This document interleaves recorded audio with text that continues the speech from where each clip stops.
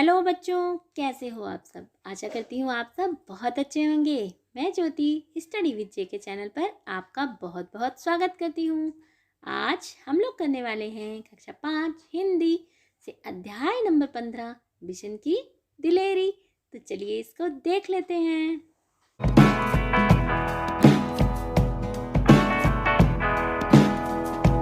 सुबह का समय था। पहाड़ों के पीछे से सूरज झांक रहा था। 10 वर्ष का बिशन घर से बाहर निकल आया। वह रोज इसी समय इसी रास्ते से कर्नल दत्ता के फार्म हाउस पर जाता है। बच्चों, ये जो कहानी है इसमें हमें ये बताया गया है कि एक बच्चा है जिसका नाम है बिशन और वो हर रोज सुबह के समय कर्नल दत्ता के फार्म हाउस पर जाता है। और यहाँ पर यह भी बताया गया है कि पहाड़ों के पीछे से सूरज झांक रहा था। इसका मतलब ये हुआ कि ये जो कहानी है ये किसी पहाड़ी राज्य की है जहाँ पर पहाड़ होते हैं। कर्नल दत्ता की पत्नी पढ़ाई में उसकी मदद करती हैं। जो कर्नल दत्ता की पत्नी है वो बिशन की पढ़ाई में मदद करती हैं। फार्म में लगे सेबों के बाग में कीटनाशक दवा का छिड़काव हो रहा था और बहुत तड़के काम शुरू हो जाता था। और वहाँ जो फार्म था ना, वहाँ पर सेबों का बाग था और उसमें कीटनाशक दवाइयों का छिड़काव हो रहा था। कीटनाशक दवाइयों का छिड़काव इसलिए किया जाता है ताकि उन पेड़ों और फलों पर कीड़े जो हैं वो कोई नुकसान ना पहुँचाए। बिशन पगडंडी से अभी सड़क तक आ ही रहा था कि उसे गोली चलने की आवाज़ सुनाई दी। उसने इधर उधर देखा, कोई भी दिखाई नहीं दिया। वह कुछ ही दूर चला था कि उसे फिर से गोली चलने की आवाज़ सुनाई दी। इस बार एक नहीं 2-3 गोलियां एक साथ ही चली थी। गोलियों की आवाज़ से पूरी घाटी गूंज उठी। पंछी घबरा गए। पंछी कहते हैं पक्षियों को। आसमान में गोल गोल चक्कर काटने लगे। बिशन सहमकर पेड़ों की आड़ में छिपकर खड़ा हो गया। बच्चों, सहम कर यानी होता है डर जाना। और बिशन जो है वो थोड़ा डर कर घबरा कर पेड़ों के पीछे छुप गया था। बिशन जहाँ खड़ा था वहीं चुपचाप खड़ा रहा। उसे वहां से सीढ़ीनुमा खेत और फलों के बाग साफ दिखाई दे रहे थे। बच्चों, पहाड़ों पर जो होता है ना वो सीढ़ीनुमा खेत होते हैं। पहाड़ों को काट काट कर सीढ़ी की तरह से खेत बनाए जाते हैं और उसमें खेती की जाती है ताकि पानी डायरेक्ट, आपने देखा होगा जब पहाड़ कैसे होते हैं इस तरह से होते हैं और अगर यहाँ से पानी जाएगा तो तुरंत नीचे आ जाएगा। तो इसलिए पहाड़ों को थोड़ा काट काट कर सीढ़ीनुमा खेत बना दिए जाते हैं ताकि पानी उन खेतों में ही रहे, नीचे एक साथ ना आ जाए। तो पहाड़ों पर जो है ना सीढ़ीनुमा खेत बनाए जाते हैं और वहाँ पर उसे उन पेड़ों की आड़ से बिशन को सीढ़ीनुमा खेत भी दिखाई दे रहे थे और फलों के जो बाग थे, सेब के बाग थे, वो भी उसको साफ दिखाई दे रहे थे। खेतों में काम करते हुए किसान भी दिखाई दे रहे थे। फसल तैयार खड़ी थी। सुबह की हल्की धूप में खेत सुनहरे दिखाई दे रहे थे क्योंकि उस समय सुबह का वक्त था और हल्की हल्की धूप थी। उससे जो सारे खेत थे वो सुनहरे यानी गोल्डन कलर के दिखाई दे रहे थे। बिशन अभी सोच ही रहा था कि गोली किसने और क्यों चलाई होगी कि तभी एक और गोली की आवाज़ सुनाई दी। एकाएक बिशन को गोली चलने का कारण समझ में आ गया। उसको पता चल गया कि गोली क्यों चलाई गई होगी, इसका क्या रीज़न है। जब फसल पक जाती है तब गेहूं के खेतों में दाना चुगने ढेरों तीतर आ जाते हैं। शिकारी इस बात को जानते हैं, इसलिए वे सुबह सुबह ही तीतर मारने चले आते हैं। पिछले साल भी शिकारियों ने इसी तरह बहुत से तीतर मारे थे। तीतर क्या होता है? तीतर पक्षी होता है। कुछ तीतर तो वे उठा ले गए थे, बाकी को वहीं छोड़ गए। खेतों को काटते समय किसानों को बहुत से मरे और जख्मी तीतर मिले। बिशन ने सोचा, कितना दुख पहुंचाने वाला काम करते हैं ये शिकारी। वह समझ गया कि शिकारी ही तीतरों पर गोली चला रहे हैं, इसलिए वह पेड़ों के बीच से निकलकर खेतों के किनारे किनारे चलने लगा। अब उसको ये समझ में आ गया था ये जो गोलियां चला रहे हैं ये लोग शिकारी हैं, क्योंकि ये शिकारी जो है तीतर का शिकार करते हैं। वह चलते चलते सोच रहा था कि इन शिकारियों को सबक सिखाया जाना चाहिए। सबक कहते हैं पाठ। उन वो ये सोच रहा था कि इन शिकारियों को ये पाठ सिखाया जाना चाहिए, लेकिन कैसे सिखाया जाए, कैसे उनको शिक्षा दी जाए, यह उसकी समझ में नहीं आ रहा था। तभी उसके पैरों के पास आवाज सी आई सरकने की। देखा, एक घायल तीतर गेहूं की बालियों के बीच फंसा छटपटा रहा है।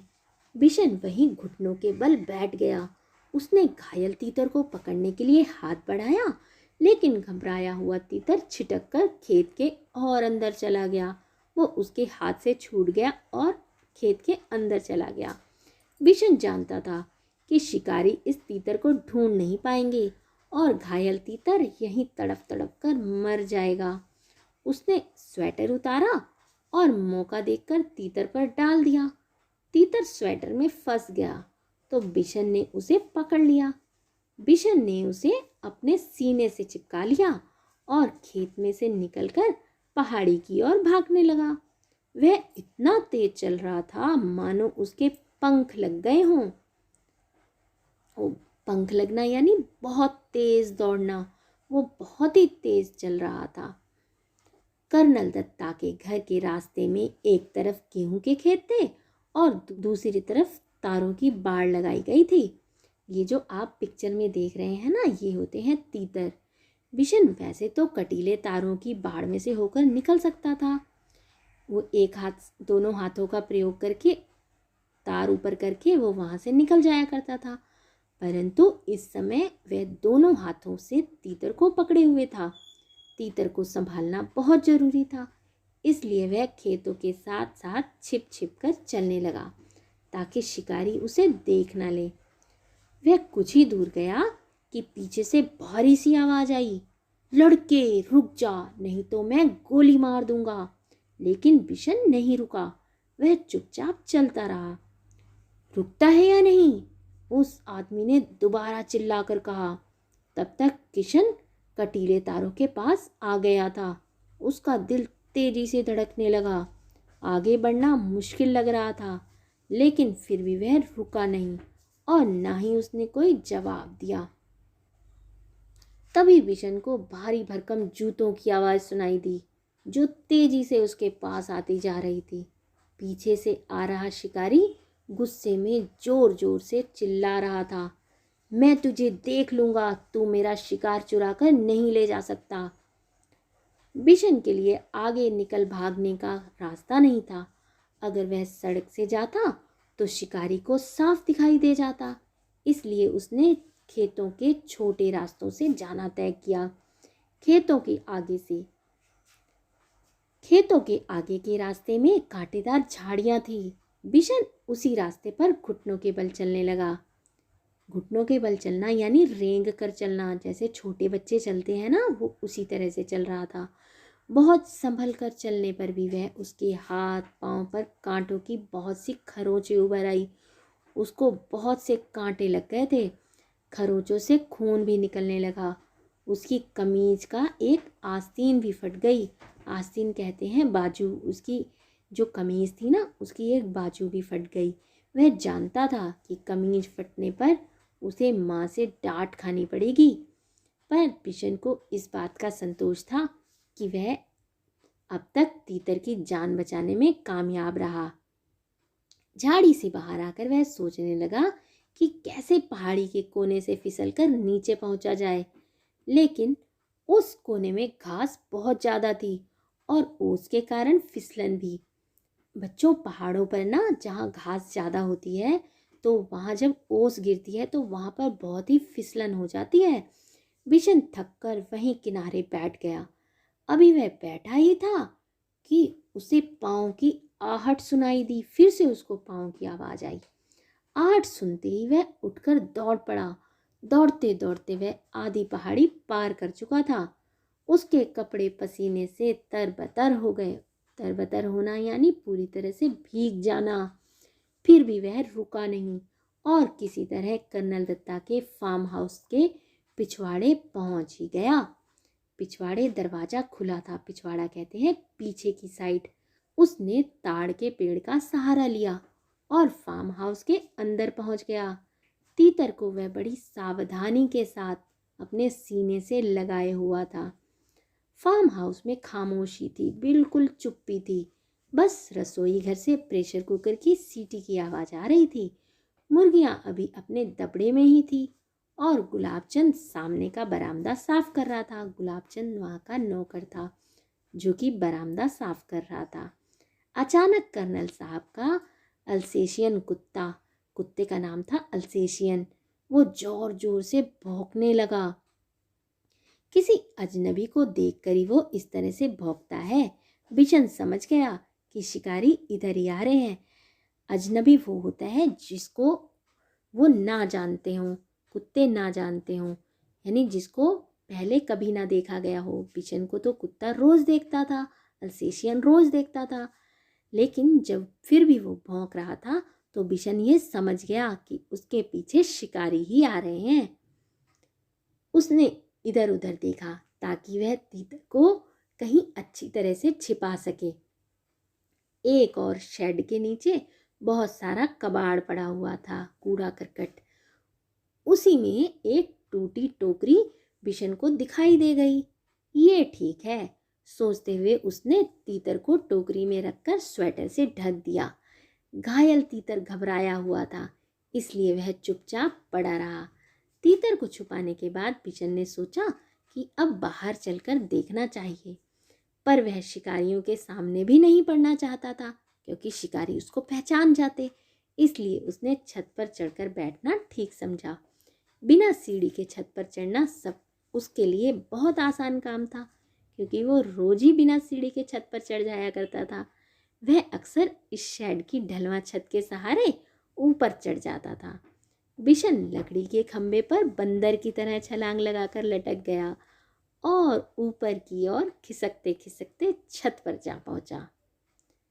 खपरेल की ढलावदार छत थी, इसलिए वह चिमनी के पीछे छिपकर बैठ गया ताकि वह किसी और को दिखाई ना दे, लेकिन वह स्वयं सब कुछ देख सके। उसने देखा कि दो शिकारी इधर ही चले आ रहे हैं।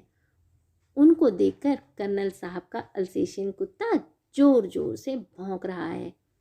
कर्नल ने कुत्ते को डांटा, चुप रहो, पर वह न माना।